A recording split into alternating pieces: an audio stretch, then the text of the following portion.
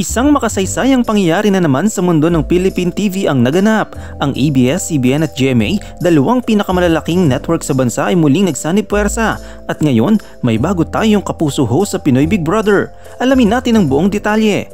Opisyal na nga, si Gabby Garcia ang kauna-unahang kapuso host ng Pinoy Big Brother. Ito ay isang malaking hakbang hindi lamang para sa kanya kundi pati na rin sa industriya ng telebisyon dito sa Pilipinas. Ang announcement ay ginawa nitong linggo sa All Out Sundays kung saan ipinakilala siya bilang kapuso it girl ni Kuya. Sabi pa nga ni Gabby, "This is history and I am happy to be part of history."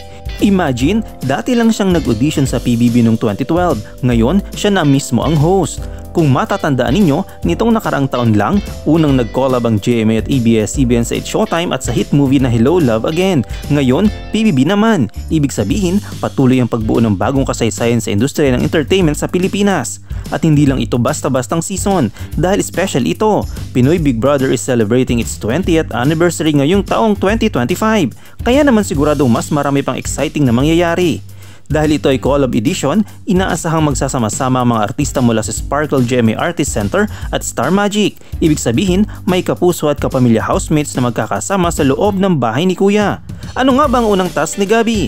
Hindi lang siya basta host dahil agad siyang binigyan ni Kuya ng task. Ang unang misyon niya, tulungan si Kuya na ipakilala ng maayos ang mga celebrity housemates na papasok sa PBB House. Exciting ito dahil malapit na nating malaman kung sino-sino ang mga celebrity na papasok sa iconic PBB House. At ang tanong nga ni Christian Bautista kay Gabby, papasok ka rin ba sa bahay ni Kuya? Sagot ni Gabby, malalaman natin yan sa tamang panahon. Magiging isang big success kaya ang collab edition na ito? At sino-sino kaya ang mga artistang makakasama sa PBB House? I-comment nyo lang sa baba at huwag kalimutang i-like, share at subscribe ang Kaalaman Studios.